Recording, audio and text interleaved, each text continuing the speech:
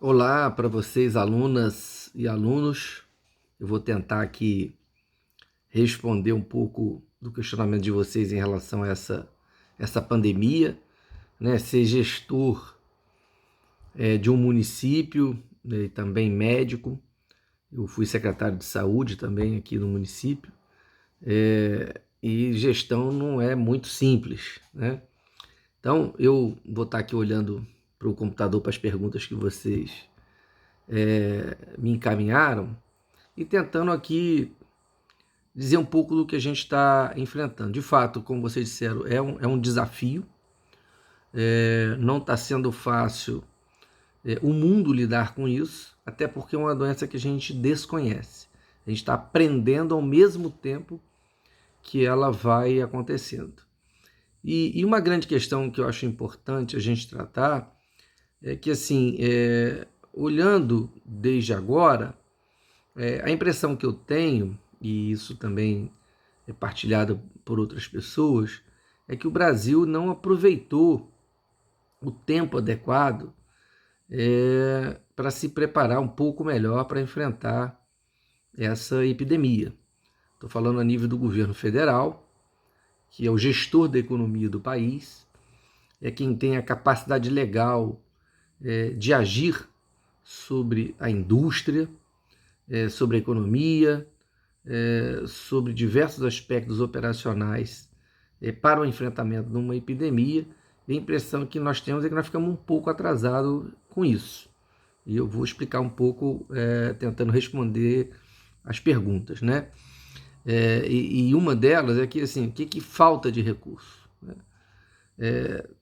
De fato, tem faltado muita coisa. Nossa preocupação é grande, porque, primeiro, não temos testes. E essa é uma questão muito importante. Nós estamos, na maioria das cidades, andando no escuro do ponto de vista epidemiológico. Por quê?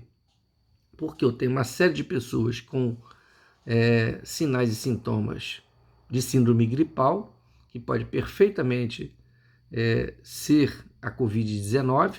No entanto, eu não tenho testes para acompanhar o número de pessoas que têm essa sintomatologia o mais rápido possível. O que eu estou conseguindo hoje é para pacientes graves e para profissionais de saúde que apresentem sintomas. E assim mesmo, não na velocidade que a gente precisa, sobretudo para o profissional poder retornar ao trabalho imediatamente, se ele der negativo, mas eu preciso ter confiança nesse negativo, então é preciso repetir o teste. E nos pacientes, de uma maneira geral, eu precisava saber para poder eu conseguir agir melhor, inclusive com relação à quarentena dessas pessoas, dos contactantes dele, para evitar o andar mais rápido da epidemia, né? Baixar essa curva que nós todos estamos pretendendo aí para evitar um colapso do sistema de saúde. Então hoje não ter teste, você vê, nós já estamos desde novembro, né? Final de novembro, dezembro, isso começa no mundo, e a gente já tinha que estar com um alerta ligado para agora, a gente pelo menos já está fazendo isso. A outra coisa são os insumos, EPIs para os profissionais que passaram a ter uma restrição muito grande no mercado. Agora está começando a aparecer de novo, mas com preço 600 vezes o preço normal. Então, diferente do que aconteceu, por exemplo, na Itália, em que muitos fabricantes baixaram o preço, colocaram as coisas em preço de custo, aqui teve um sobrepreço enorme. E também, uma outra coisa importante é o grau de dependência da nossa indústria. E aí eu estou falando da indústria de uma maneira geral, porque máscara, avental, gorro, esse material, nós estamos falando de material de baixíssima qualidade de manufatura, né? Então, isso tudo foi relegado para a China, né? A China, de fato, é o maior produtor do mundo. Aí ela teve um problema, que começa com a pandemia, sua indústria para. Quando o vírus se espalha no mundo, todo mundo quer comprar da China e não tem. E a gente ainda assiste esse canibalismo que os Estados Unidos está fazendo contra todo mundo, né? Porque também é outro país que não se preparou, não tem estrutura sanitária em termos de saúde pública, né? É um país que deixa muito a desejar, apesar de gastar muitos bilhões de dólares em saúde. Então, a nossa indústria não ter capacidade de produção é lamentável e isso certamente precisará ser revisto. Quando eu falo da indústria farmacêutica, da indústria bioquímica, então, essa vai nos deixar muito mais, 90% ou mais dos nossos insumos são dependentes de outros países. Então, portanto, nós não temos equipamento, não temos onde comprar respirador, é difícil fazer essa ampliação na velocidade que pode ser necessário, ou que talvez já esteja sendo necessário nesse momento que eu falo com vocês aqui. Tá?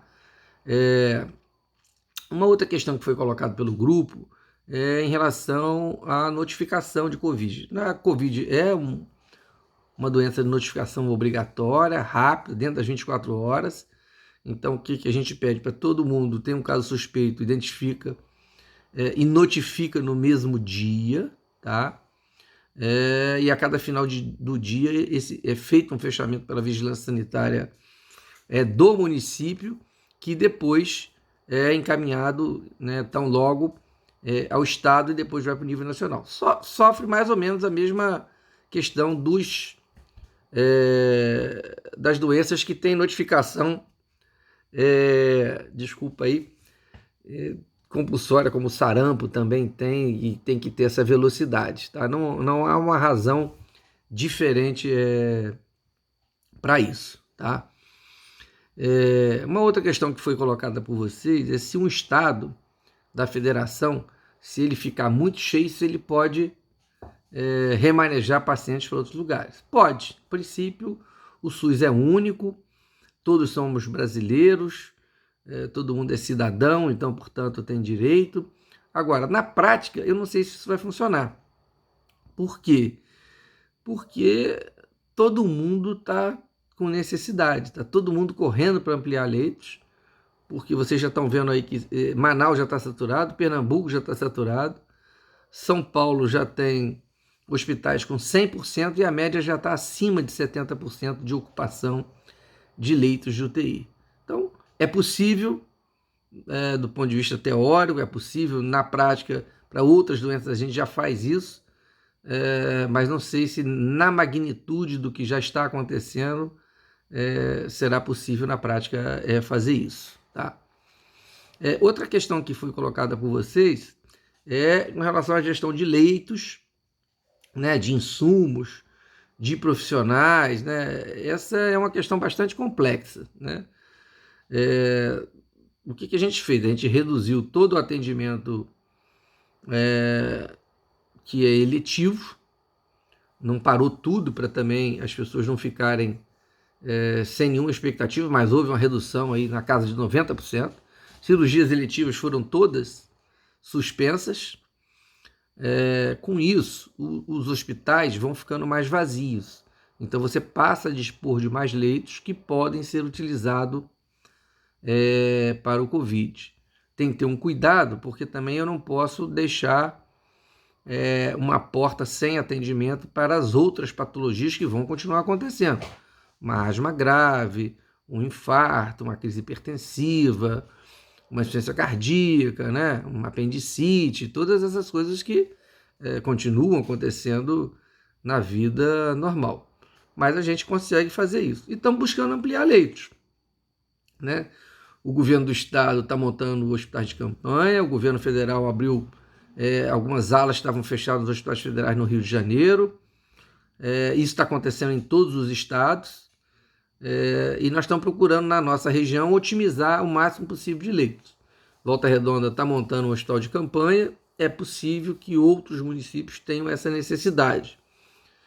Todo mundo está se estruturando, mesmo cidades pequenas como a nossa, também estamos já fazendo todo o levantamento para um possível hospital de campanha ao lado do nosso hospital, até para poder favorecer a utilização de insumos, gases, né, a própria fornecimento de energia elétrica através de gerador.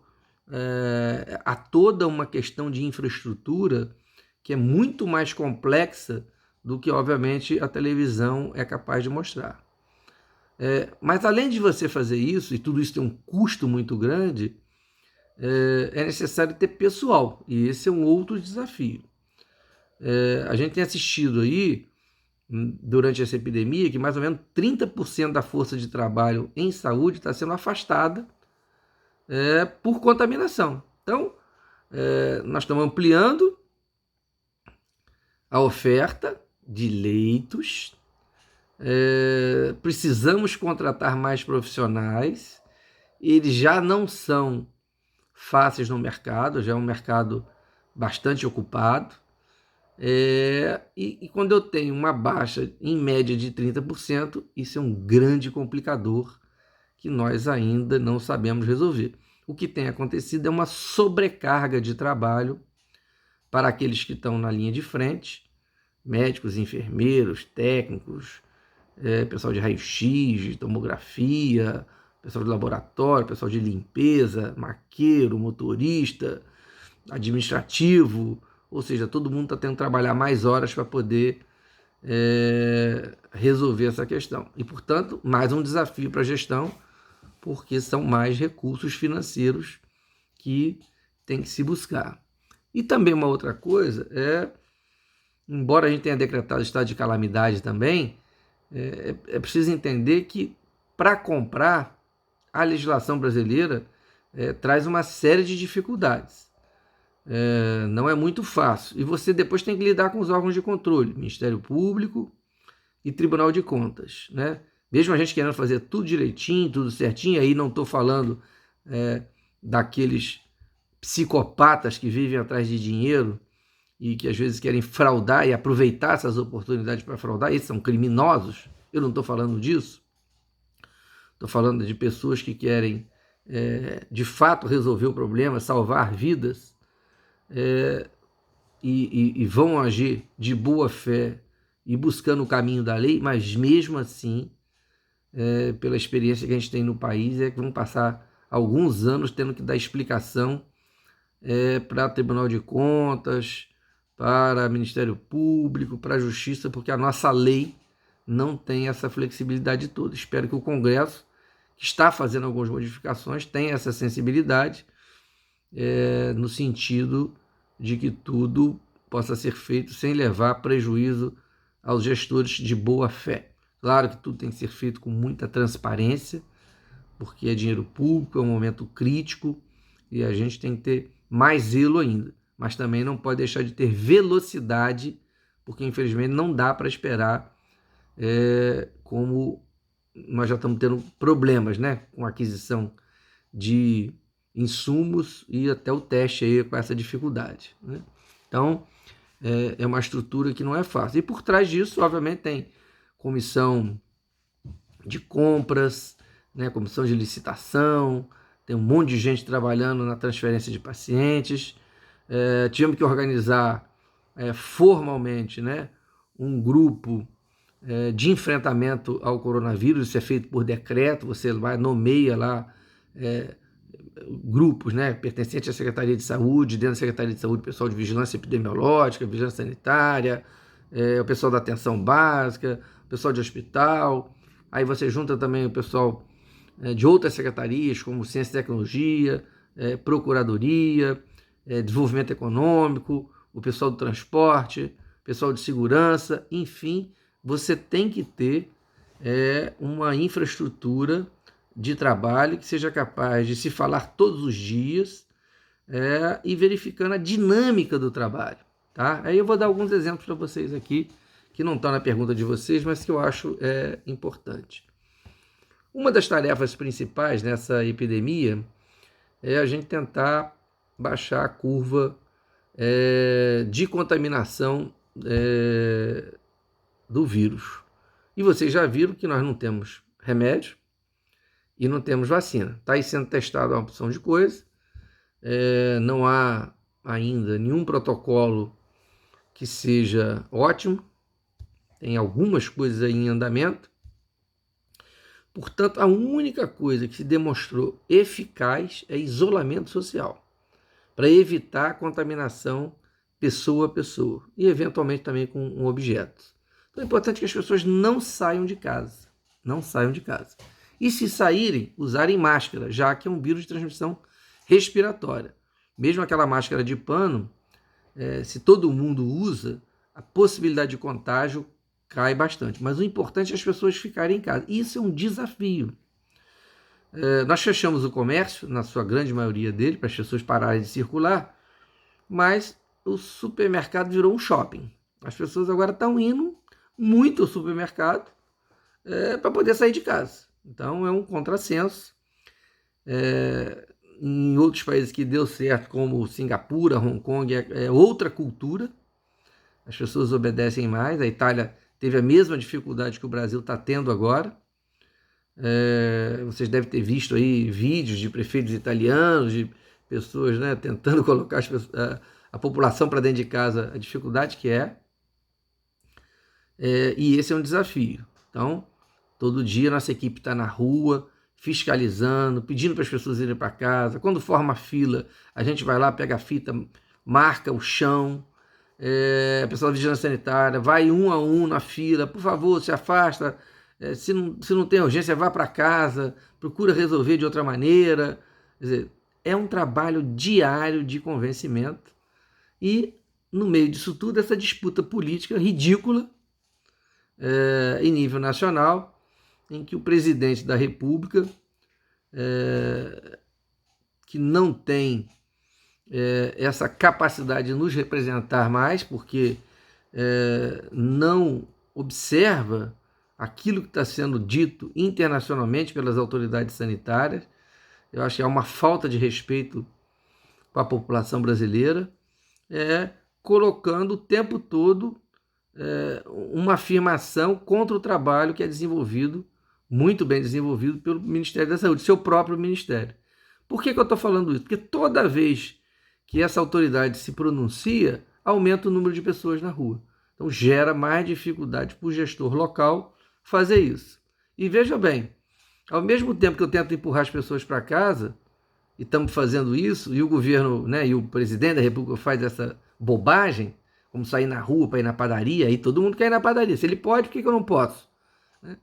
O Ministério Público, de tutela coletiva, tentando defender a coletividade, move ação contra o prefeito, porque o prefeito não consegue colocar as pessoas para dentro de casa, mesmo tentando colocar. Eu já estou respondendo a 2 ações judiciais, uma do Ministério Público da tutela coletiva e outra da Defensoria Pública, porque eles acham que eu tenho que ser mais rigoroso ainda do que já somos, para colocar as pessoas para dentro de casa. E, de outro lado, estimulado por esse tipo de coisa, por exemplo, está programada uma carreata na cidade para tentar abrir o comércio, porque o comércio está fechado. Então, a dificuldade que um gestor tem que lidar, e no meio disso tudo, os profissionais de saúde, nós estamos lá tentando apoiar fortemente, para que eles tenham capacidade e tranquilidade de atender as pessoas. Nossa equipe de saúde é boa, toda a nossa rede básica está funcionando, tá? A maioria das pessoas estão procurando diretamente a rede básica primeiro para ser atendida, e com isso a nossa emergência tem ficado com tranquilidade para trabalhar. O nosso hospital tinha uma porta de entrada única para emergência. Nós criamos nele um centro de triagem para o Covid, independente de todas as nossas outras 14 unidades de saúde, que também estão abertas durante o dia. À noite são só 2 polos, um em Piraí e outro em Arrozal. Mas o fato da gente ter criado outra porta de entrada específica para suspeito de Covid gerou muita tranquilidade para as equipes trabalharem e também para a população, porque a população está bem informada, a gente sinalizou bastante. Quando ela tem sintoma de gripe, ela procura mais esse local. Nesse local, ela vai encontrar um pessoal preparado para recebê-lo, para orientá-lo e conduzir melhor esses casos. E o pronto-socorro mesmo está liberado para os outros casos. A população também entendeu que não deve ficar indo no hospital à toa, o hospital está mais vazio. está todo mundo com medo de pegar Covid no hospital, é o lugar que está mais pegando Covid aqui na nossa região, na antessala das emergências, né? Isso já foi demonstrado em alguns pacientes que nós estamos acompanhando. Portanto, é um desafio interessante, né, que a gente tem que trabalhar, estressante, porque a gente está o tempo todo preocupado, nós sabemos o que vai acontecer e muita gente não acreditando. Tá? Então, estamos incentivando o uso de máscara de pano para todo mundo. Estou vendo como é que compra para distribuir também para a população, porque parte da população não vai ter velocidade para fazer. A gente está estimulando a solidariedade entre as pessoas. Mas, quando a prefeitura quer comprar, aí a Anvisa soltou uma regra, né? Que máscara de pano tem que ser naquela regra, então eu não posso chegar na loja, comprar o pano e mandar fazer. A prefeitura é diferente, o particular pode fazer isso, mas o poder público não pode fazer dessa maneira. Ainda que saiba fazer, tem um regramento, então demora um pouquinho mais. Mas eu acho que essa é uma saída interessante nesse momento para ajudar a diminuir a curva. Tá? Então essa faz parte aí da estrutura administrativa e também do dia a dia do combate ao coronavírus. Tá? Tem uma pergunta de vocês sobre se os nossos EPIs são reduzidos em relação aos outros países. Veja bem, em termos de componente de EPI, não. Né? Assim, a gente usa os mesmos EPIs que são usados para cada caso no mundo inteiro. A gente tem uma paramentação capaz de proteger o profissional de saúde de acordo com a necessidade. Agora, nós não estávamos preparados para essa epidemia, isso que eu estava falando no início.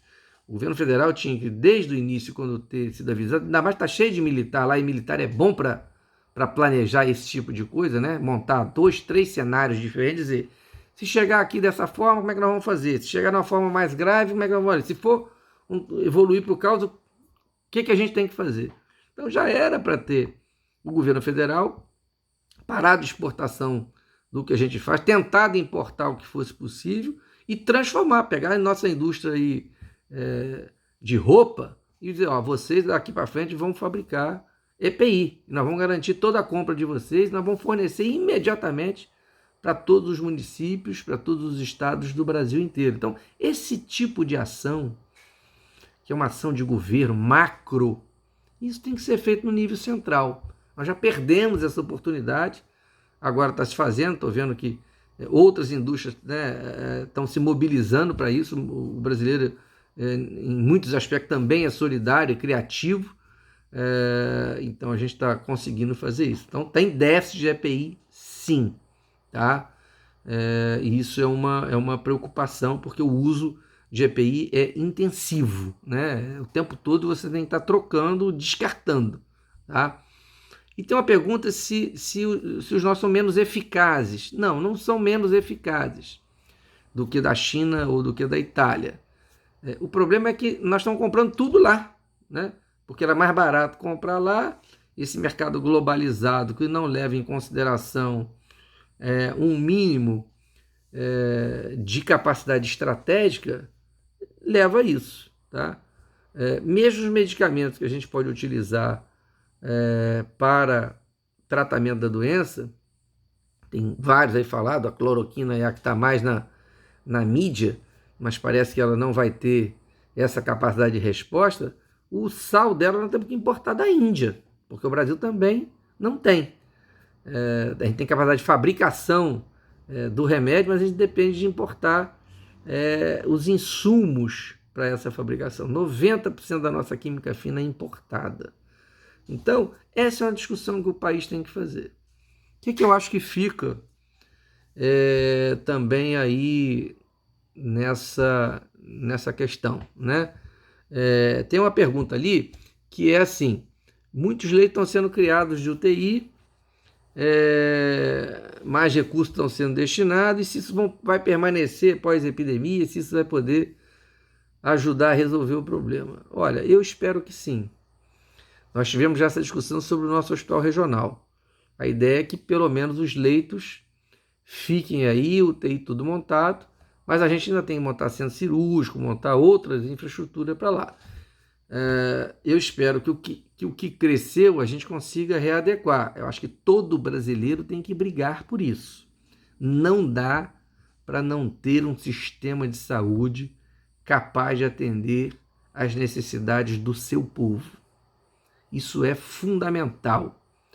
Claro que quando passar a epidemia, aquelas pessoas que são interessadas apenas na economia, e o grande capital, sobretudo o grande capital ligado aos bancos, vai dizer, não tem essa necessidade de gasto em saúde, há outras necessidades maiores. Claro que o país tem um monte de necessidade, mas nós somos o país de cobertura universal em saúde, um dos menores gastos do mundo per capita. Se nós queremos ser igual ao CDE, deveríamos pelo menos gastar igual a eles em saúde para poder ter qualidade de atendimento para o povo brasileiro. O povo brasileiro merece isso, nós merecemos isso. E nós, profissionais de saúde, também merecemos isso.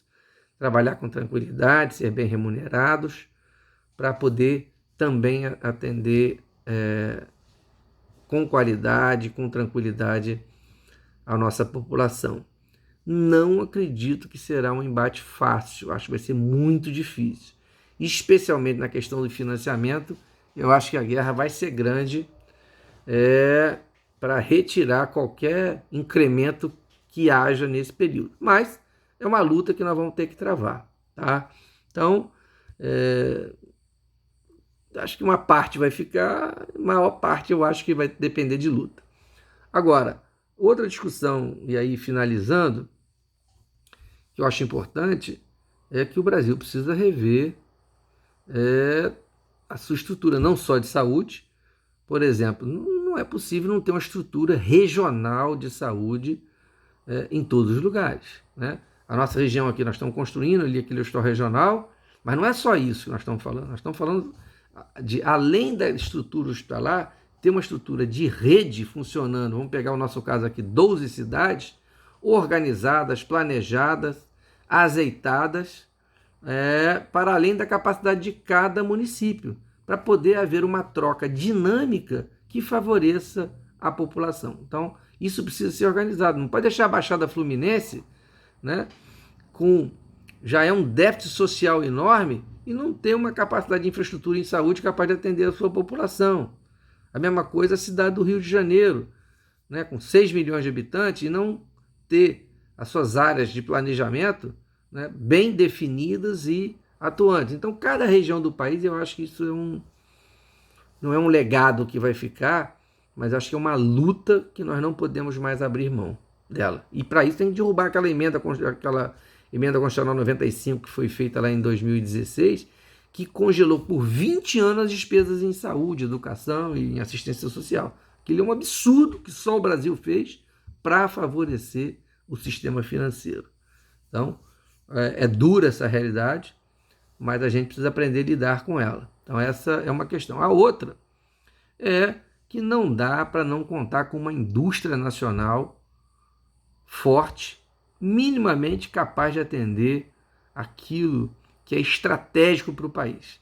Então temos que investir em ciência e tecnologia bastante, vamos pesquisar, desenvolver nossos novos métodos, desenvolver novos materiais, ser capaz de produzir fármacos de maneira autossuficiente, inclusive ajudar outros países menores do que o Brasil.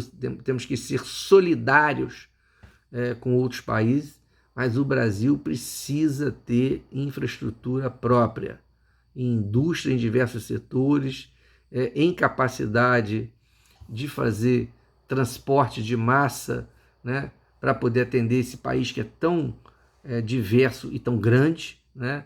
Portanto, não dá para deixar brasileiros à míngua, né, lá na Amazônia, no Acre, ou mesmo no interior de Minas Gerais, ou do estado do Rio de Janeiro, em alguns lugares.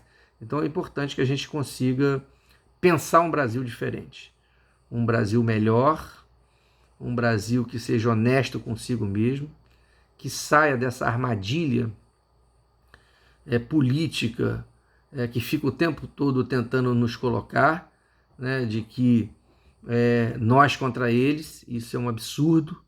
Nós precisamos pensar aquilo que é bom para o país, discutir com bom senso, com responsabilidade, fazer política com seriedade. Acho que todo mundo devia participar da política, porque se todas as pessoas de bem participarem da política, não vai ter espaço para aqueles que querem apenas a política como um trampolim econômico e social, ou um trampolim para o seu ego, para o seu exercício de poder, que é uma coisa muito, desculpa aqui a expressão, escrota, né? Mas é isso que a gente tem assistido. Então a gente precisa se livrar disso. A política é boa quando ela é bem feita. Nós precisamos de boas políticas públicas, em saúde, em educação, em artes, né? Em esporte, em tecnologia, em ciência, e por aí vai. Então, espero ter contribuído aí com vocês nesse debate. No meu caso aqui, apenas uma fala para vocês, mas aí eu acho que vocês vão poder aproveitar para fazer um debate entre vocês. E se quiserem depois retornar, a gente conversar um pouco mais sobre isso, eu estou à disposição de vocês. Um grande abraço.